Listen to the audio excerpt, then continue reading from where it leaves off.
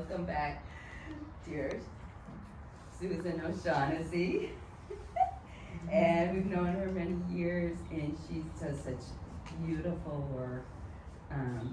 As she got to some of my classes with the mediumship, and it's just phenomenal. The beautiful messages that you brought through to help people on their way. Susan's been a student of spiritualism for 25 years. Her first teacher was Reverend Pete Monroe, who guided her through several phenomena she was experiencing. For several years, Susan attended classes and institute at Harmony Grove, and she fondly recalls meeting her first guide during Circle in the medium's cabin and learning to work with a pendulum in the Sunshine Cabin. Spirit next introduced Susan to Reverend Millie Landis, who shared her gifts of healing and mediumship every Thursday night during Circle and Spiritual Development at Fraternal Spiritualist Church in Kensington. Millie's generosity, patience, and deep devotion to spirit and the mysteries of communication with souls who have transitioned deepened Susan's own work with spirit. In 2012, she met Reverend Anthony Chapman by developing deep meditation, raising and lowering energy, and working with balance and grounding, and traveling through levels of consciousness. Anthony was able to teach Susan trance mediumship, and the most beautiful journey with spirit so far. Susan is blessed and grateful to these wise and loving mentors. When Susan isn't traveling to the heavens, she works as administrator of an assisted living and has her degree in gerontology. Let's welcome warmly, please, dear Susan O'Shaughnessy.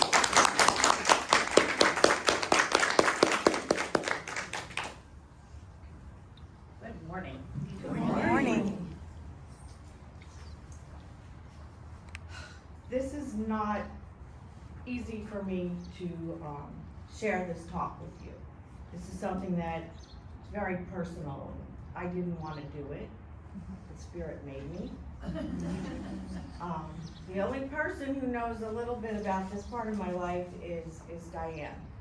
She knows how hard this is for me. A couple of months ago, when Reverend Rosie asked me to speak, I immediately went to my head place and came up with brilliant and interesting topics. I had narrowed down the choice to about 5 different subjects when Spirit surprised me, showed up unannounced and uninvited to that overcrowded, dusty space in my head, and said, "Not so fast, big shot." Pushing aside all that was clever, Spirit continued, "That's not how this is going to work this time. We will give you the topic, then you will listen, contemplate, and reflect on how best to share what you learn." I was beginning to feel a little uncomfortable at this point, but I agreed, because from past experience, I know when Spirit speaks up, I have to follow. Spirit continued, "Your topic will be, is it harder to forgive or to ask for forgiveness?" I was stunned. No, anything but that. I have to be totally transparent with all of you for you to understand why this is so painful and uncomfortable for me. I have 3 adult children. I have a great and loving relationship with 2 of them.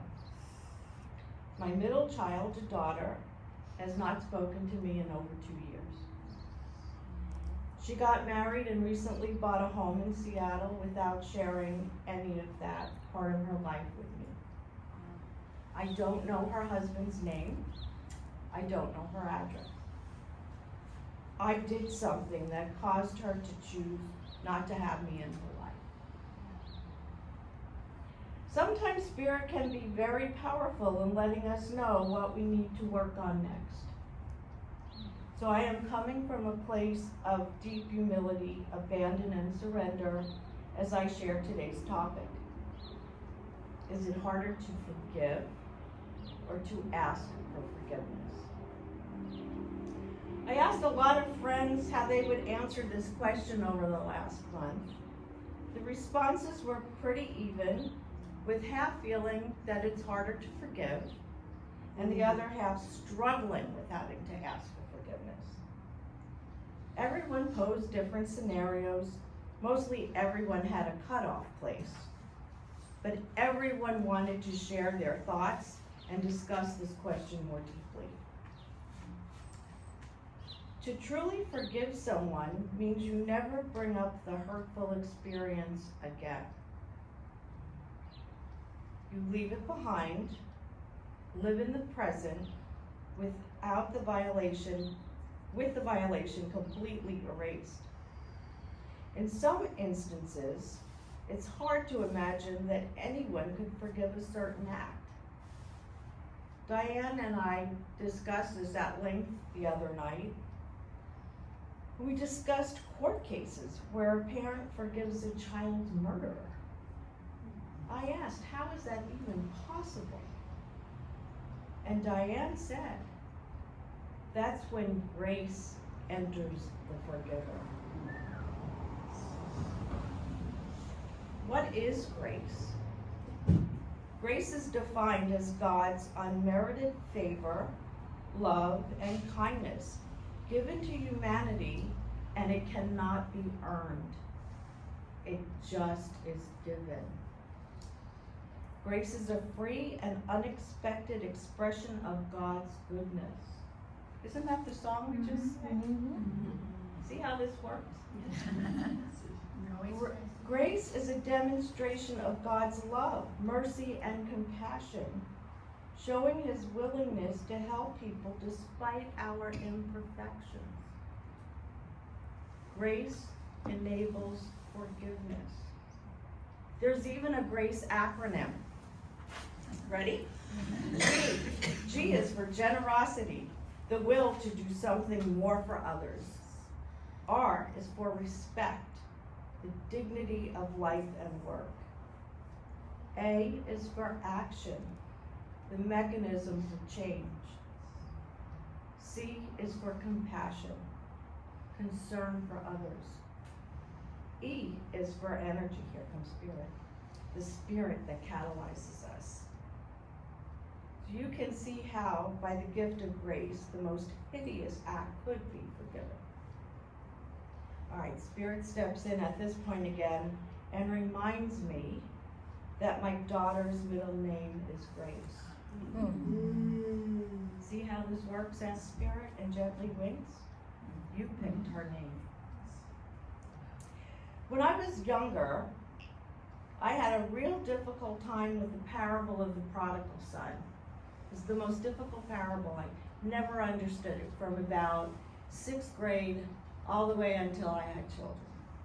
It wasn't fair that the parent loved the non-communicative and selfish son so much and accepted him back home and gave him a big party and invited all the town and was so happy for his return, and the will was read and everything was going to be divided up equally.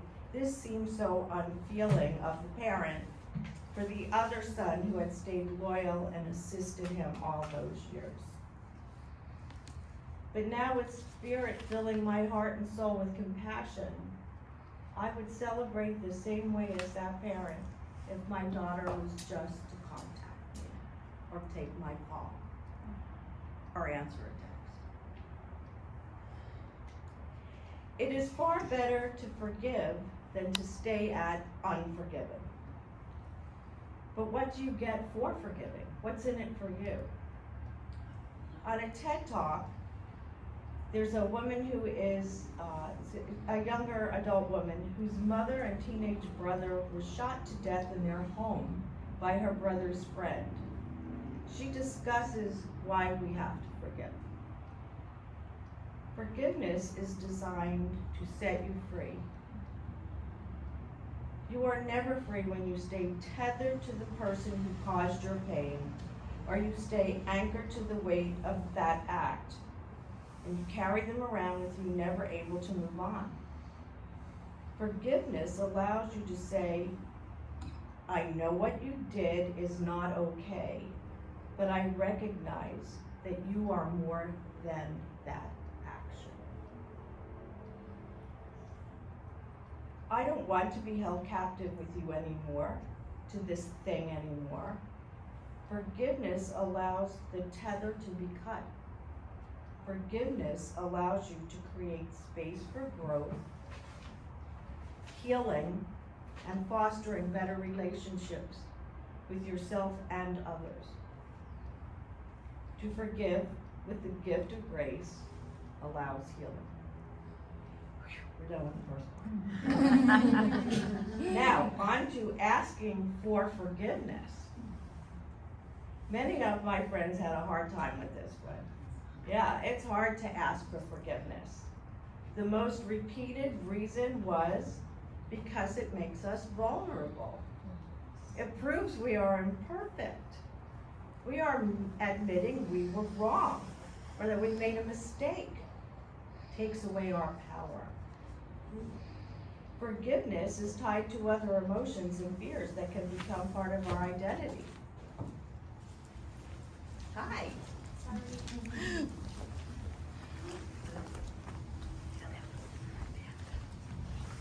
You came just at the right time. Shame, blame, self-righteousness, pride, anger, fear, hopelessness, and self-protection. All of this can threaten a fragile ego. And then we may have to deal with the consequences or the repercussions of the action anyway. When asking for forgiveness, there are 4 words that are core to the framework of understanding the process. Responsibility, own your actions. Remorse, feeling genuine regret. Restoration, making amends for the harm done. Renewal, learning from the experience and moving forward. Once again, Spirit stepping in with a personal message to me, but I'll share. If you ask for forgiveness, it doesn't have to be accepted by the other person to be complete for you. The other person has free will, their interpretation of the event, and their own process, reflection, and issues or trauma to work through. This is personal.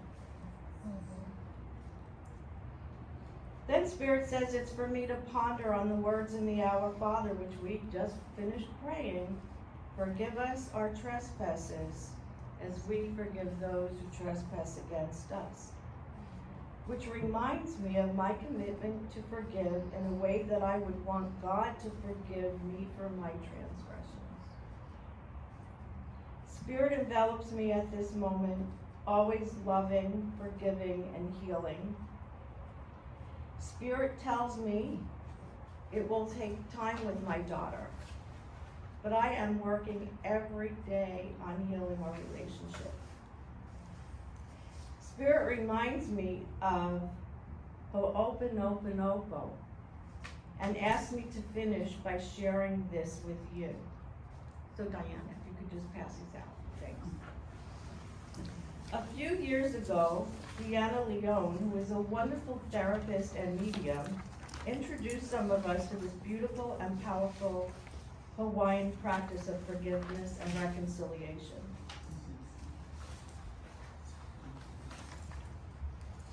This simple yet powerful prayer is used for reconciliation and self-healing by taking responsibility for one's actions and thoughts, clearing negative energy, and promoting feelings of forgiveness, gratitude, and love. The phrases are repeated to achieve a state of peace and emotional balance. After everyone has one, let's do this together. There are 4 very short phrases. I'll say it, you say it after me. I'm sorry. I'm sorry. Please forgive me. Please forgive me. Thank you. Thank you. I love you. I love you. All right, let's do it again. This time, close your eyes. Take a breath.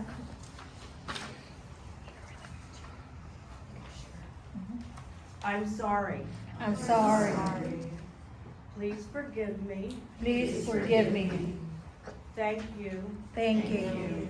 I love you. I love you. We're gonna do it one more time, and in between each one, I will tell you what the focus or the meaning is of that particular phrase. I'm sorry. I'm sorry. Acknowledge your role in the situation and express remorse. Please forgive me. Please forgive me. Ask for forgiveness for yourself or others. Thank you.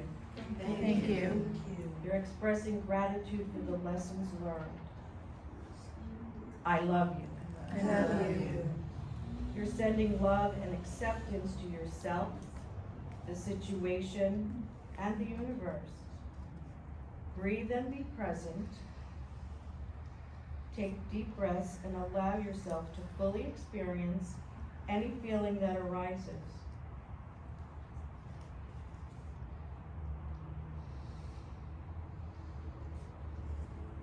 Open your eyes.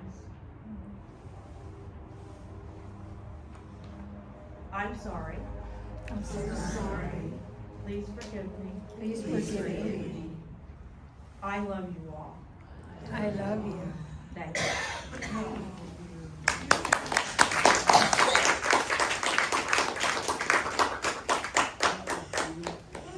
Beautiful. I've heard a lot of lectures about forgiveness. This was very powerful.